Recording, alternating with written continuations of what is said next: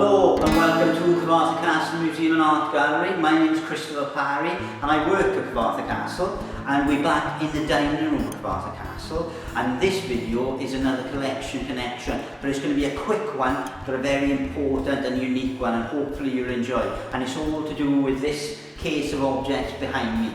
But I'll bring you in closer to have a look at what we're talking about exactly. Now, as you can see from the sign above the case, it's belonged to the Crawshay brothers, Cyfarthfa Works, Merthyr. Now, what happened in the aftermath of Robert Thompson Crawshay's death, the then Iron Master of Cyfarthfa, who had closed the ironworks because of a trade dispute and a dispute over wages, on his death, his three sons reopened the ironworks, and they not only reopened it, as they started making headway to convert it to producing steel as well, which it hadn't been doing previous to that date. So what this case is this case was built in the aftermath of the conversion to steel, and it was built around 1887, and what it was meant to show is it was meant to show the skill of the iron and steel manufacturer and creativity of the Cyfarthfa Ironworks. This was them selling their wares. This case would travel around the country to Newcastle, Manchester, Liverpool, all over, and it would showcase to the world what Cyfarthfa iron and steel workers could do. And that's the whole purpose of this case, is to show that. There's lots and lots of iron materials and steel materials in the case, many of which have no use at all, and they just purely created to show off the skill of the iron manufacture and steel manufacture. Some of them are railway sleepers that have been twisted and contorted just again to show what they can do. There's more to this case than meets the eye though, because a lot of the iron and steel examples here are not necessarily made at Cyfarthfa, and they're not made to show Cyfarthfa skill off. They had a different purpose, and I'm going to show you a bit about what I mean now. In the early 1900s, the Crawshay brothers were forced to sell on the Cyfarthfa Works and parts of the company to the Guest, Keane and Nettlefold company, who were then running Dowlais. Now, the Crawshay brothers had tried as they might with ventures like this case to try and get more orders for Cyfarthfa, but it was not meant to be. Cyfarthfa wouldn't be seeing the heights that it saw in previous generations. It would keep faltering and keep failing, unfortunately. So what happened is the Crawshay brothers sold off Cyfarthfa Ironworks to Dowlais, and then Dowlais, having a firm relationship with the limited company Crawshay brothers, got in touch with them in 1912 to ask a favour. That favour was for them to borrow certain bits of this case and of this display to put on a unique structure that they were making for a royal visit in Dowlais in 1912.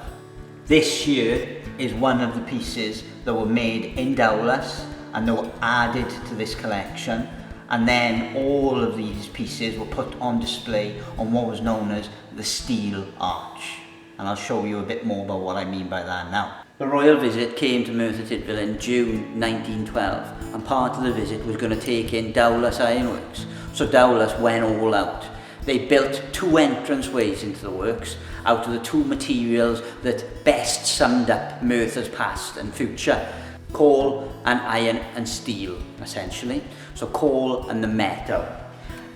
This picture behind me is of what was called the Steel Arch.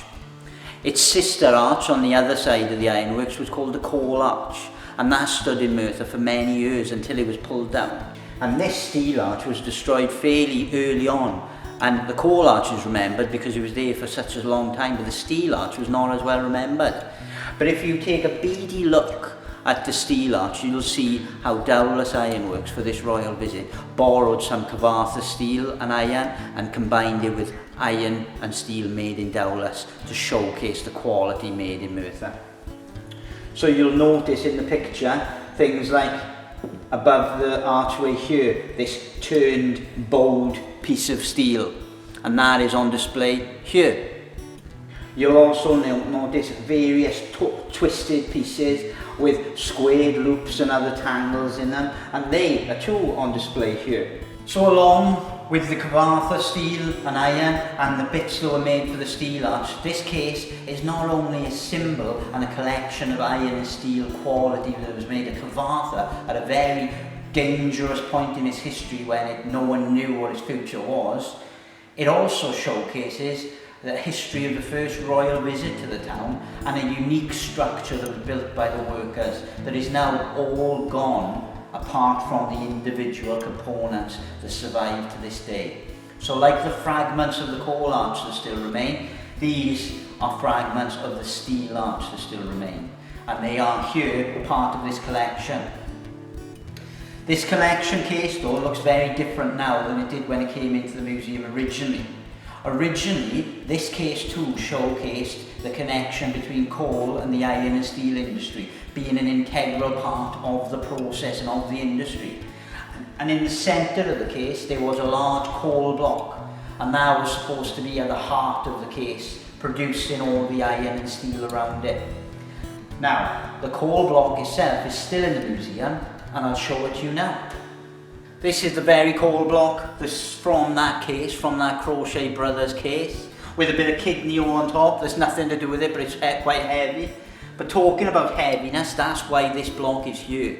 Because that case was moved during various refurbishments and change of displays in Cyfarthfa, and they took it out to move the case because it's such a heavy block.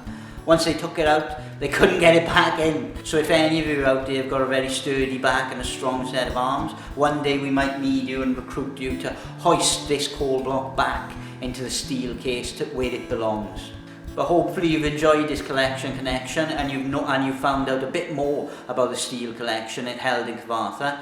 And if you do like this collection connection, then please like, subscribe, share it as much as possible. Any help is appreciated as always. But thank you very much for your time and listening. Au revoir.